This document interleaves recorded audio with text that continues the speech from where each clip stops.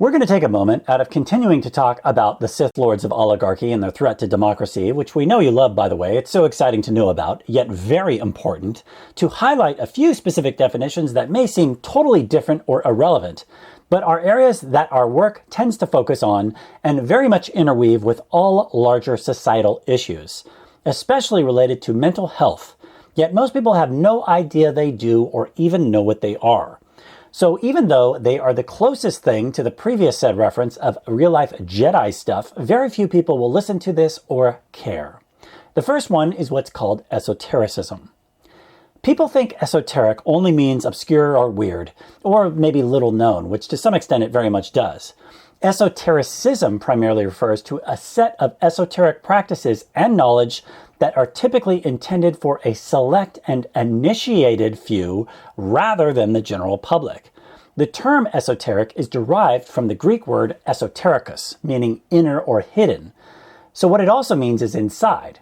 So what it fully means is what is hidden inside of you, especially in your mind, your heart, both literal and archetypal, and what could be extended into a conversation regarding higher states of being and both spirit or soul. This is contrasted with exoteric, which means both comprehensible to or suited for the public, popular, of related to the outside, external. So basically, what is popularly known and discussed is related to the world out there.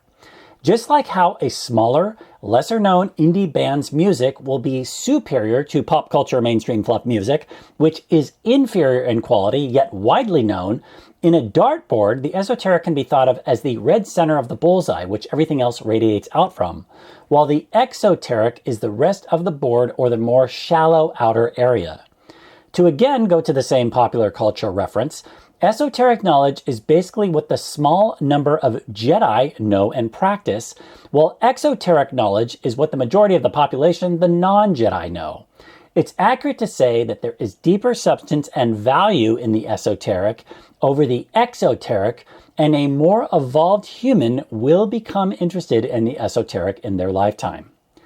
Those who do become interested in the esoteric, which are very few, usually follow it in an academic or intellectual or maybe historical context. Most never go any further than that.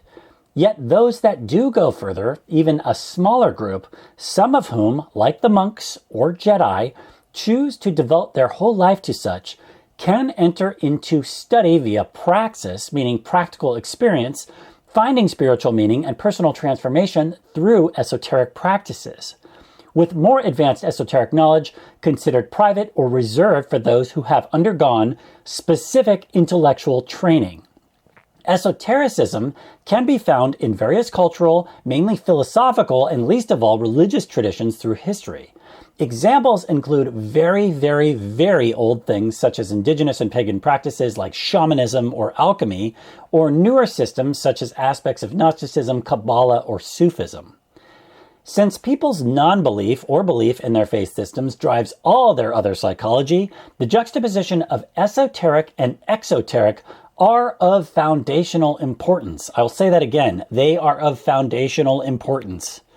After speaking briefly about the esoteric's collaborator, the occult, we'll highlight more about why these two things are of larger importance.